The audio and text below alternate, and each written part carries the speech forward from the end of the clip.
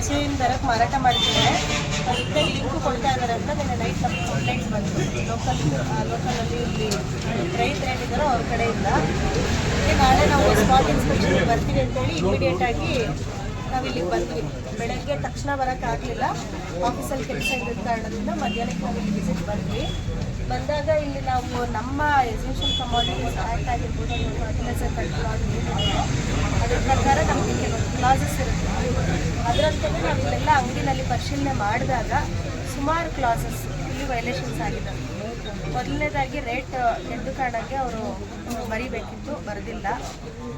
ರೈತರು ತೊಗೊಂಡೋಗೋ ರಸಗೊಬ್ಬರಗಳಿಗೆ ಅವರು ಬಿಲ್ ವಿತರಣೆ ಮಾಡಬೇಕಿತ್ತು. ಬಿಲ್ ವಿತರಣೆ ಮಾಡಿ ರೈತರಿಂದ ಸಿಗ್ನೇಚರ್ ತೊಗೊಬೇಕು, ಅದು ತೊಗೊಂಡಿಲ್ಲ. ಸೊ ಅದು ತೊಗೊಳ್ದೇ ಇರೋದಕ್ಕೆ ಈಗ ರೈತರು ಅಲಿಗೇಷನ್ ಮಾಡ್ತಾ ಇರೋದು ಹೆಚ್ಚಿನ ರೇಟ್ ತೊಗೊಳ್ತಿದ್ದಾರೆ ಅಂತ, ಅದಕ್ಕೆ ಮಾರಾಟ ಮಾಡ್ತಿದ್ದಾರೆ ಅನ್ನೋದು ಕೂಡ ಇದೆ. ಮತ್ತು ಸ್ಟಾಕ್ ವೆರಿಫೈ ಮಾಡಲಿಕ್ಕೆ ನಾವು ಡಾಕ್ಯುಮೆಂಟ್ಸ್ ಕೇಳಿದಾಗ ಸ್ಟಾಕ್ ವೆರಿಫಿಕೇಷನ್ಗೆ ಡಾಕ್ಯುಮೆಂಟ್ಸ್ ನಮಗೆ ಪ್ರೊಡ್ಯೂಸ್ ಮಾಡಿರೋದಿಲ್ಲ. ಮಾಡಿದ್ರೂ ಕೂಡ ಆಚೆ ಈಚೆ ಅಂದರೆ ಕಂಪ್ಲೀಟ್ ಇಲ್ಲ, ಇನ್ಕಂಪ್ಲೀಟ್ ಇದೆ. ಮತ್ತು ಮೆಟೀರಿಯಲ್ ಬಂದಿರೋದಕ್ಕೆ ಇನ್ವಾಯ್ಸ್ಗಳು ಕೊಟ್ಟಿದ್ದಾರೆ, ಆದರೆ ಸಫಿಷಿಯೆಂಟಾಗಿ ಇಲ್ಲ, ಅಂದರೆ ನಮಗೆ ಬೇಕಾದಂಗೆ ಮಾಹಿತಿ ಇಲ್ಲ. ಅದಲ್ಲದೆ ನಾವು ಲೈಸೆನ್ಸಲ್ಲಿ ಎಲ್ಲೇ ಗೋಡನ್ನ ಅವರು ಅಡಿಷನ್ ಮಾಡ್ಕೊಳ್ತಾರೆ ಅಂದ್ರೂ ಗೋಡನ್ನ ಲೈಸೆನ್ಸಲ್ಲೇ 100% ಅವರು ನಮ್ಮ ಹತ್ರ ಅಮೆಂಡ್ಮೆಂಟ್ ಮಾಡಿಸ್ಬೇಕು. ಒಂದೇ ಒಂದು ಗೋಡನ್ ಮಾತ್ರ ನಮ್ಮಲ್ಲಿ ಅಡಿಷನ್ ಆಗಿದೆ ಲೈಸೆನ್ಸಲ್ಲಿ. ಈಗ ಇಲ್ಲಿ ಸ್ಥಳೀಯರು ಏನು ನೀವು ರೈತರಿದ್ದೀರಾ, ನೀವು ಹೇಳಿದ ಕಂಪ್ಲೇಂಟ್ ಬೇಸಿಸ್ ಮೇಲೆ ನಾವಿಲ್ಲಿ ಸ್ಥಳ ಪರಿಶೀಲನೆ ಮಾಡಿದಾಗ ಇರೋ ಗೋಡನ್ ಅಲ್ಲದೆ ಅದಕ್ಕಿಂತ ಹೆಚ್ಚಿಗೆ 3 ಗೋಡನ್ ನಮಗೆ ಕಂಡು ಬರ್ತೀವಿ. ಆ ವಿಚಾರಗಳು ಕೂಡ ಅದು ಕ್ಲಾಸ್ನು ನಾವು ಮೆನ್ಷನ್ ಮಾಡಿ ಈ ಎಲ್ಲ ರೀಸನ್ಸಿಂದನೂ ಅವರಿಗೆ ಮತ್ತು ರೈತರಿಗೆ ಆರೋಗ್ಯ ಅನಿಸಿಕೆ ಬಿಹೇವ್ ಮಾಡಿದ್ದಾರೆ, ಅದು ಕೂಡ ನಾವು ಒಪ್ಪುವಂಥದ್ದಲ್ಲ. ಸೊ ಎಲ್ಲ ಕಾರಣಗಳಿಗೂ ಅವರಿಗೆ ಶೋಕಾಸ್ ನೋಟಿಸ್ ಇಶ್ಯೂ ಆಗಿದೆ. ಜೊತೆಗೆ 1-2 ಕ್ಲಾಸು ಉಲ್ಲಂಘನೆ ಆಗಿದೆ ಅಂದರೆ ನಾವು ಅವ್ರ ಹತ್ರ ರೆಕ್ಟಿಫೈ ಮಾಡಿಸಿ ಅಥವಾ ಅವರಿಂದ ರೆಸ್ಪಾನ್ಸ್ ತೊಗೊಬೋದು. ಸುಮಾರು ಕ್ಲಾಸಸ್ ಉಲ್ಲಂಘನೆ ಆಗಿರೋದ್ರಿಂದ ನಾವು ಟೆಂಪರರಿಯಾಗಿ ಲೈಸೆನ್ಸ್ನ 15 ದಿನಗಳ ಕಾಲ ರದ್ದು ಮಾಡ್ತೀವಿ. ಏನು ಅಂತಂದರೆ ಈ ಯೂರಿಯಾ ಏನು ಬರ್ತಾ ಇದೆ ಸ್ಟೇಟ್ದ ಅಲೊಕೇಶನ್ ಇರುತ್ತೆ. ಕರ್ನಾಟಕಕ್ಕೆ ಇಷ್ಟು ಅಲೊಕೇಶನ್ನು, ಆಂಧ್ರಕ್ಕೆ ಇಷ್ಟು ಅಲೊಕೇಶನ್, ಸೆಂಟ್ರಲ್ ಗೌರ್ಮೆಂಟಿಂದ ಅಲೊಕೇಶನ್ ಬರುತ್ತೆ. ನಮ್ಮ ಕರ್ನಾಟಕಕ್ಕೆ ಏನು ಬರುತ್ತೋ ನಮ್ಮ ಕರ್ನಾಟಕದ ರೈತರಿಗೆ ಕೊಡಬೇಕಾದ್ರು, ಯಾವುದೇ ಕಾರಣಕ್ಕೂ ಆಚೆ ರೈತರು ಕೊಡೋಂಗೇ ಇಲ್ಲ. ಆದರೆ ಇವರು ನಿಯಮಗಳನ್ನ ಉಲ್ಲಂಘನೆ ಮಾಡಿ ಆಂಧ್ರ ರೈತರಿಗೆ ಕೊಡ್ತಿದ್ದಾರೆ ಅಂತ ನೀವು ಅಲಿಗೇಷನ್ ಮಾಡಿದ್ದು, ಅಲ್ಲಿ ಹಿಡಿದಿದ್ದಾಗಿರ್ಬೋದು, ಚೀಲಗಳು ಬಿದ್ದಿದ್ದಾಗಿರ್ಬೋದು. ಆದರೆ ಅವರು ಅದಕ್ಕೆ ನಾವು ಬರೋಷ್ಟೊತ್ತಿಗೆ ಅವ್ರು ಇರಲಿಲ್ಲ. ಬಟ್ ನಿಮ್ಮ ಅಲಿಗೇಷನ್ಸ್ ಬೇಸಿಸ್ ಮೇಲೆ ಆಂಧ್ರದ ರೈತರಿಗೆ ಕೊಟ್ಟಿದ್ದಾರೆ, ಯಾವುದೇ ಕಾರಣಕ್ಕೂ ಕೊಡೋಂಗಿಲ್ಲ, ಕೊಡಬಾರ್ದು. ಈ ವಿಚಾರದಲ್ಲೂ ಕೂಡ ಅವರಿಗೆ ನಾವು ಸ್ಟ್ರಿಕ್ಟಾಗಿ ಎಚ್ಚರಿಕೆ ಕೊಡ್ತೀವಿ. ಹೆಚ್ಚಿನ ದರಕ್ಕೆ ಮತ್ತೆ ಹೊರಗಡೆ ರೈತರಿಗೆ ಇಲ್ಲೇನಾದರೂ ಹೋಗ್ತಾ ಇದೆ ಅಂತಂದ್ರೆ ಸ್ಟಾಫು ನಾವು ಇರೋದೇ 2-3 ಜನ ಸ್ಟಾಫ್, ಎಂಟೈರ್ ಬೊಮ್ಮನಪೇಟೆ KGF 2 ತಾಲೂಕಿಂದ ಸೇರಿ ಇರೋದೇ 3 ಜನ ಸ್ಟಾಫ್. ಎಲ್ಲ ಕಡೆಗೂ ಈಚ್ ಆ್ಯಂಡ್ ಎವ್ರಿ ಅಂಗಡಿಗೆ ಹೋಗಿ ನಾವು ಆಲ್ ಟೈಮ್ 24/7 ಪೊಲೀಸಿಂಗ್ ಮಾಡೋದು ನಮಗೆ ಕಷ್ಟ ಆಗುತ್ತೆ, ಸಿಬ್ಬಂದಿ ಕೊರತೆ ಇರೋದ್ರಿಂದ. ರೈತರು ತಾವು ಲೋಕಲಲ್ಲಿ ನಮಗೆ ಏನಾಗಬೇಕು ಅಂತ ಕಂಡು ಬಂದಲ್ಲಿ ನಮಗೆ ನೀವು ಮಾಹಿತಿ ಕೊಟ್ಟರೆ ನಾವು ಇಮಿಡಿಯೇಟಾಗಿ ಈಗೇನು ಈಗ ನೆನ್ನೆ ಆಗಬೇಕಾಗಿದ್ದು ನೀವು ಹೇಳೋ ಎಲ್ಲ ಅನುಭವಗಳ ಪ್ರಕಾರ ಈ ಹಿಂದೆನೇ ಆಗಬೇಕಾಗಿತ್ತು. ಆದರೆ ಇದು ತುಂಬ ಲೇಟ್ ಆಗಿದೆ. ಲೇಟ್ ಆಗಿದ್ದ ಕಾರಣಕ್ಕೆ ನಾನು ಮುಂಚೆನೇ ಈ ಥರ ಇಷ್ಟೊಂದು ಸೀರಿಯಸ್ ಅಲಿಗೇಷನ್ಸ್ ಇದೆ ಅನ್ನೋದು ನಮ್ಮ ಗಮನಕ್ಕೆ ಬಂದಿದ್ದರೆ ಇಮಿಡಿಯೇಟಾಗಿ ನಾವು ಆ್ಯಕ್ಷನ್ ತೊಗೊತಿದ್ವಿ. ಇದಕ್ಕೂ ಮುಂಚೆನೂ ಕಂಪ್ಲೇಂಟ್ಸ್ ಬಂದಾಗ ನಾವು ನಮ್ಮ AORನ ಕಳಿಸಿ ಪರಿಶೀಲನೆ ಮಾಡಿಸಿ ಅವ್ರಿಗೆ ಎಚ್ಚರಿಕೆ ಕೊಟ್ಟಿದ್ದೀವಿ, ಆದರೂ ಅವ್ರು ತಿದ್ಕೊಂಡಿಲ್ಲ. ಬಟ್ ಇದು 2ನೇ ಸಲ ನನ್ನ ಗಮನಕ್ಕೆ ಬಂದಿದ್ದು. ಸೊ ರಿಪೀಟ್ ಆಯಿತು, ಅವರು ಬುದ್ಧಿ ಕಲ್ತಿಲ್ಲ ಅಂತ ಬಂದರು. ನಾವು ಕಾನೂನಿನ ಪ್ರಕಾರ ಏನು ಆ್ಯಕ್ಷನ್ ತೊಗೊಬೇಕು ಅದು ಈಗ 15 ದಿನ ಶಾಶ್ವತ ಪರಿಹಾರ ಅವ್ರು ತಿದ್ಕೋಬೇಕು. ಇದನ್ನೆಲ್ಲನೂ ಮರಳಿ ಹಂಗೆ ಆದರೆ ಮರಳಿ ಅಮೆಂಟಾಗಿ ಲೈಸೆನ್ಸ್ ತೆಗೆದಾಕ್ತೀವಿ. 15 ದಿವಸ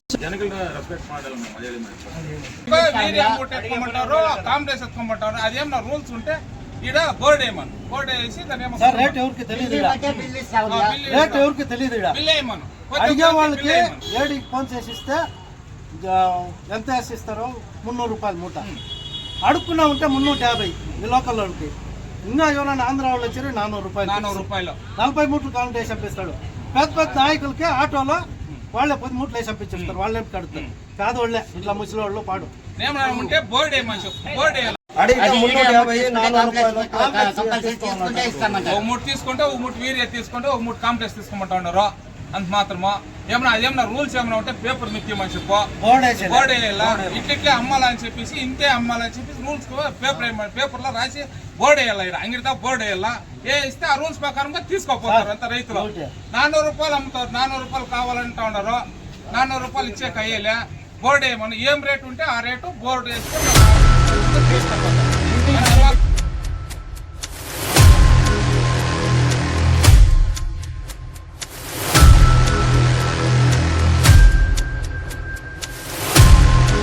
వాళ్ళు అమ్ముతారు, మాకు ఇంతవరకు తెలియదు కాబట్టి చెప్పినాము. 350 ఇచ్చి ఎత్తుకుపోతా ఉన్నారు. అది ఎత్తుకోపోతాం. అడిగేవానికే 300, 70 రూపాయలు అడిగేవానికే 300, అడుగుతున్నాడే 350. ಜಾಸ್ತಿ ಕಾವಾಲన్నా 400 ರೂಪಾಯಿలు 270 రూపాయలు మామూలు రేటు. అడిగితే ఫోన్ చేసి ఇస్తావు మూట. యూనియన్ లేదు ఇప్పుడు వచ్చినారు కాబట్టి కడకదా కాదు కాబట్టి వచ్చినారు. ఇప్పుడు యూనియన్ లేదు, ఈ రైతులకి యూనియన్ లేదు, యాపొద్దు యూనియన్ లేదు రైతులు. ఇట్లే పాపం 500 ఎట్లా కూడా ఇచ్చి ఎత్తుకోపోతా ఉంటారు అంత మాత్రం. తెలీదు దాని గురించి ఏం తెలుసు? వాళ్ళు ఏమైనా చదివింటారా? పాపమా 2 ఆవులు పెట్టుకుని 3 ఆవులు పెట్టుకుని చదివింటారా? ఏమిలే ఇంత మాత్రం. ఆఫీసర్ బిల్లు ఇచ్చాలే, బిల్లు ఇచ్చినదే తెలీదు, బిల్లు ఇచ్చినదే తెలీదు మాకే. మూట ఎత్తుకుంటే బిల్లు వేసేలా, బిల్లు ఇచ్చినదే తెలీదు, బిల్లు వేసేలే. బిల్లు వేసి జై కిసాన్ మాత్రం బిల్లు వేస్తారు, వీడు మాత్రం బిల్లు వేసేది ఇవాళ లేదు. డిఏపీలో కూడా 50 రూపాయలు చాలా ఇడ ఆడికన్నా. మళ్ళా ట్రిపుల్ ఎరువు లోకల్ అంతా లోకల్ లోకల్ అమ్ముతారు. బిల్లు వేసి ఏం వేసినా బిల్లు వేసేయాలి. కంపెనీ ఎమ్మెల్యే లోకల్ కూడా వేస్తారు. గోడను 3 గోడ ఉంది, అది అట్లా అయితే ఉంది కాబట్టి ఏమో అయిపోతుంది. కాబట్టి రైతులంతా యూనియన్ పెట్టుకుని వచ్చిన్నారు. ఏమో మీరే గవర్నమెంటే మాకు న్యాయం చేయాలి. మేము ఇంకేం ఆవులు పాడు ఆవులు పాడు ఉంటాయి ఇచ్చి వస్తున్నాం, వస్తుంటే దీన్ని మేము తెచ్చిపోయాలి ఆవులు.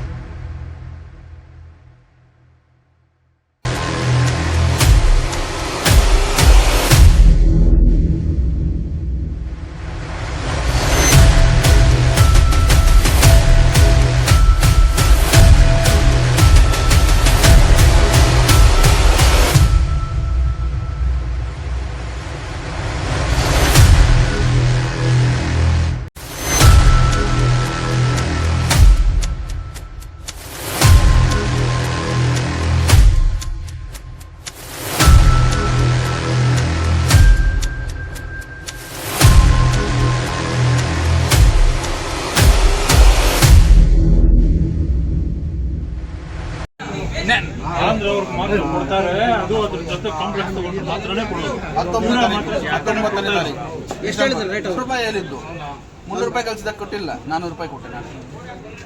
100 ರೂಪಾಯಿ ಜಾಸ್ತಿ ತಗೊಂಡಿದ್ದು. ಯಾವ ಡಿಪಾರ್ಟ್ಮೆಂಟ್ ಕರೀರಿ, ನಾನು ನೋಡ್ಕೊಂತೀನಿ ಅವ್ರನ್ನ. ನಾನೇ ಕೊಡ್ತೀನಿ ನಂಬರ್ ಅಂತ ಹೇಳ್ತಾರೆ. ನಾನೇ ನಂಬರ್ ಕೊಡ್ತೀನಿ, ನಾನೇ ಮಾತಾಡ್ತೀನಿ, ಮಾತಾಡು. ಇವ್ರು ಕೆಳಗಡೆನೆ ಅವರು ದುಡ್ಡು ಅಹಂಕಾರ ನಮ್ದು ಇರೋದು ಇರಲ್ಲ. ನಾನು ಇನ್ನೊಂದು ಇಸ್ಕೊಂಡ್ರೆ ನಾನು ಅದನ್ನ ಕೊಡ್ತೀನಿ ಅಂದ್ರೆ ಅದನ್ನ ಎತ್ಕೊಂಡು ಹೋಗ್ಬಿಟ್ಟು ಹಸುಗೆ ಹಾಕ್ಬೇಕಷ್ಟೇ. ನಾವು ತಿನ್ಬೇಕು, ಸಾಯ್ಬೇಕು ಅಷ್ಟೇ. ಏನೇ ಆಗ್ಬಿಡಿ ರೈತ, ಏನೇ ಆಗ್ಬಿಡಿ ಅವ್ನ ಅವಶ್ಯಕತೆನೇ ದುಡ್ಡು ಬೇಕು, ವ್ಯಾಪಾರ ಬೇಕು ಅಷ್ಟೇ. ಅವ್ನು ಟೊಮಾಟೋಗೆ ಇಸ್ಕೊಂಡ್ರೆ